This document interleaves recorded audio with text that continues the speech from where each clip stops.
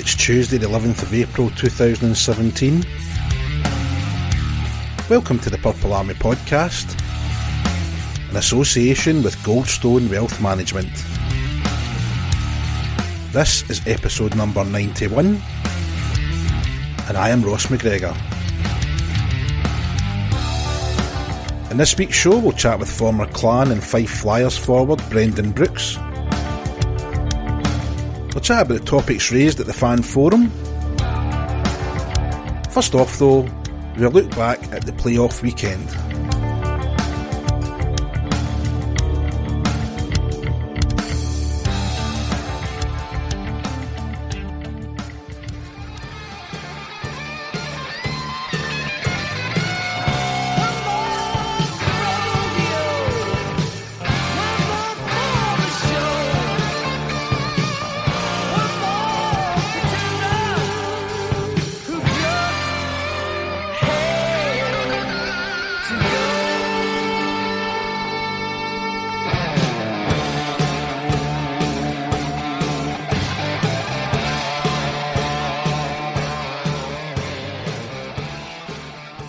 I'm joined for, well, we'll not say it's our last programme of the year just yet, but I'm joined tonight by Graham Thompson. How are you, Graham?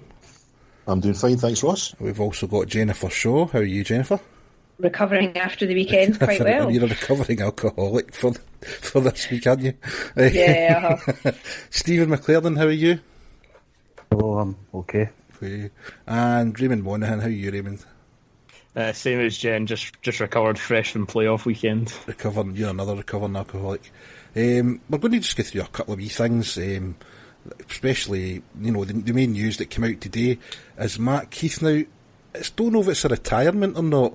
He certainly said he probably won't be back at the Clan. Is it just a play in words, do you think, Graham, or do you think he has actually retired, or do you think there's more to it? Keeping his options open? Yeah, I mean, all the words behind the scenes that we've heard is that probably it would be a retirement, but we haven't heard anything definite, so he's probably doing the smart thing and just waiting to see what transpires. But certainly, the way it's worded, he's certainly not coming back to the Clan again, so yeah, he's not coming back here, but he could be off somewhere else, who knows. Yeah, I mean, we've heard rumours, Jennifer, about different things he may be doing, going home and stuff, but it is interesting that particular word retirement is missing from the statement, albeit all the nice things he said about the Clan and being here and being in Scotland, eh? Yeah, it could be he just doesn't want to use the word retirement when you're only, in your mid-30s. Yeah, it could be, yeah, it could be just semantics, yeah.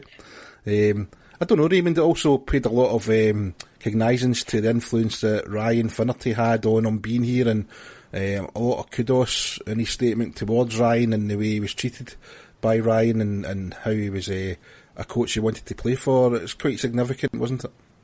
Yeah, I think a lot of that was pretty telling, and I think very specific, much like the rest of the statement as well. Not putting in that word retirement like we just discussed there, but fabulous captain. I think that statement shows what kind of guy he is, and as any good pro will do, I think he rightfully keeps his options open. So whether it's retirement or not, he's out of the Clan. So best of luck for him. It's been a pleasure having him here. Yeah, he's always kind of set an example in terms of, I always took him as a player that put the team first. He wasn't out there looking to rack up his own stats and make himself look good. He was a really, really, really good two-way player. Good on both sides of the puck, good in the face-off circle, led by example, quiet, didn't take a lot of penalties, but he was enough to get physical, but he was never really a fighter, and there was reasons for that we'll not go into. But he's played 181 Elite League games for the Clan, plus he had obviously the Champions Hockey League games, but his 181 games make him third equal all time in terms of appearances for the Clan. 60 goals in that time, which makes him fifth in the all-time list. 105 assists, which also makes him fifth in assists, and 165 points, which makes him fourth. Those kind of numbers he's leaving behind, we're still a young club, 7 years, Matt's been here for 3 of them. Considering we don't really get imports, we don't so far get a lot of imports that hang about for more than 2 years at a time. He's going to be hanging about the top of those leaderboards for quite some time. And it's quite simple. He was just known as Captain Keith, wasn't he, Graham? He was. Yeah, I mean, he was a good player. Everything that you've just said about him. I think if you wanted testament to how important he was to the team, and of course, no one individual should have an absolutely massive effect on a team's performance over a prolonged period in a season. But we missed him for a few weeks last year. That had an undoubted effect on the season, and obviously him missing was a major contribution, I think, to the wheels falling off, just when we looked as if we might have a nice little league championship run on the go. So yeah, I mean, a vital requirement because of the style of person that he is. Although he was a captain and a very strong leader, he was quite a quiet individual off the ice, but you knew from talking to other players how much he meant to them. And it's going to be sad to see him go. And as I say, if he retires onto something else outside of hockey, outside the UK, then obviously best of luck to him. If he comes back into the IHL in some other capacity within our team, I'm going to be really upset. But time will tell. Yeah, I can't remember, Stephen. Was it you and I who interviewed him last year, and we had problems with the recorder? It was our cracking interview we done with him, and the recorder just. The data on it was corrupt, and we had to message him back and say, listen, I'm really sorry, but this hasn't worked. And he's like, listen, absolutely no problem. Same time tomorrow night, I'll be there, and we'll try and replicate what we did. We never quite got it, Stephen, though, did we? No, but he was good enough to laugh at my crap jokes again. But yeah, no, he did. I'm surprised he laughed the first time round. Right enough. I know, I'm sure the sort of guy is. No, but just to take the time, just even like that, it was a big thing for us. Obviously, we'd advertised it, well, not advertised, put out. We'd got to do an interview and we'd got questions in, so it was good of him just to do that. He didn't have to do it, but it was really good of him just to sit down and do it all again with us. So yeah, a really nice guy, and helped us out when we had a technical failure, the famous gremlin strike again. It's just it's a shame that he's leaving, but I wish him all the best in the future, whatever he does. Yep, I think he'll be sorely missed. Does anybody else want to chime in and Matt before we move on? I think we'll all miss his chant. The chant, is a classic. Yeah. It's part of the introduction at the start of the game, isn't it? Yeah. I could never remember the words. That doesn't surprise me.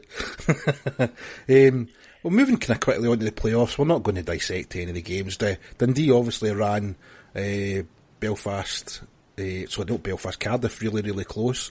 2-0 up, ended up getting beat, of course, 4-2 with an empty net goal. Raymond, you were at the game, you witnessed that. I think we said in the podcast last week, certainly some of us said, even if Dundee managed to get a couple of goals up, you still can't see Cardiff not coming back, and that's exactly what happened, wasn't it? Yeah, I mean, quite simply, Dundee just ran out of gas. Cardiff had the extra line, and it told in the end, plus the extra quality. But fair play to Dundee. I mean, a good 30-40 minutes of that game, they made Cardiff look as bad as we did when the Stars played us. So it was. But it just goes to show you, when you put that hard work and determination in, like it's the last game of your career, it really has an effect. So they were unlucky, but fair play to Cardiff as well, just coming back for 2-0 down and going on to win the game. Yep. And Jennifer, do you remember the Sheffield Steelers Belfast Giant game? It was the most boring game I've ever watched in my entire life. It was just absolutely awful, and it was a shame because the morning game, or the earlier afternoon game, had been so exciting, but that was just an absolute yawn fest. Yeah, I mean, I felt sorry for Belfast, because no matter what they were doing, they just kind of weren't doing very well. But fair play to Sheffield, and it hurts to say this, they actually did defend really well. I'm going to say that drawing a blank, Raymond, and the quarter-finals is not the greatest. It's not really what you're hoping for when you get there, is it? No, absolutely not.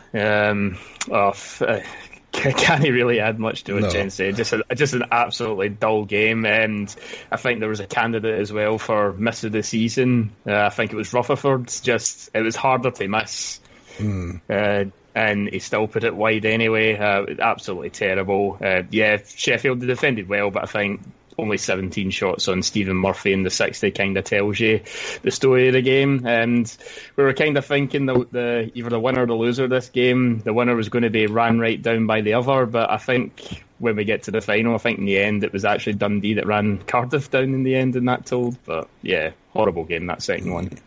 And every day, going on about what a fantastic final it was. Sheffield Steelers running out 6-5 winners after 2 overtime. I mean, I watched that game from home, and a fantastic game it was. I kind of was at the end going, God, please somebody just score. It's getting a bit tedious now. I don't know how it felt in the rink, because I believe things happen, like, the refreshment stalls are all closed after the second period, and it's a long time to go in a warm arena where you can't even get a bottle of water or whatever. But as good an atmosphere at the rink, guys, as it looked to be from watching it on TV?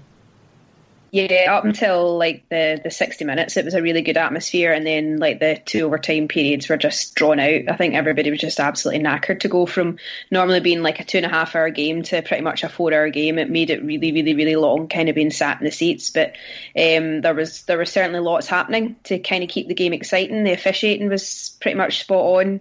And everybody was in good voice. Everybody was just chanting against the Steelers. And why did they chant against the Steelers?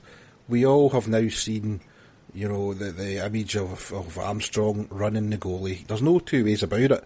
He ran Ben Bounds. He could have easily avoided him. That's the reason people don't like the Steelers. And I've not seen the one when he ran Whitman, the game before in the second leg. But if he's doing that, as obvious as that, it's hard to think, well, you think the worst. And people say, why do you think the worst? It's Sheffield. Well, it's because it's Sheffield you think the worst. You also hear stories about players firing pucks into the Nottingham fans, and stories of, Paul Thompson getting spat at, and it's just everything seems to follow the Steelers around, Graham, doesn't it? Yeah, I wonder why. And they revel in it, though, don't they? They revel in it. Of course they do. They want to be the team, or certainly the team want to be the team that everybody hates. It's always been an easy kind of balance for me, because for my money, the Steelers fans are some of the best in the league. Obviously after the Purple Army, but I mean, having met and spoken to many Steelers fans over the years, I've found them all to be a really, really great crowd, and serious and knowledgeable about sport, and they really care and everything else. And it's always the same. It's always a team that seems to have the kind of somewhat infantile attitude towards things, and it's not just things I'm talking about here. It just seems to be some kind of, I don't know, personality of the team that's completely out of step with the personality of the fans, which is a strange one.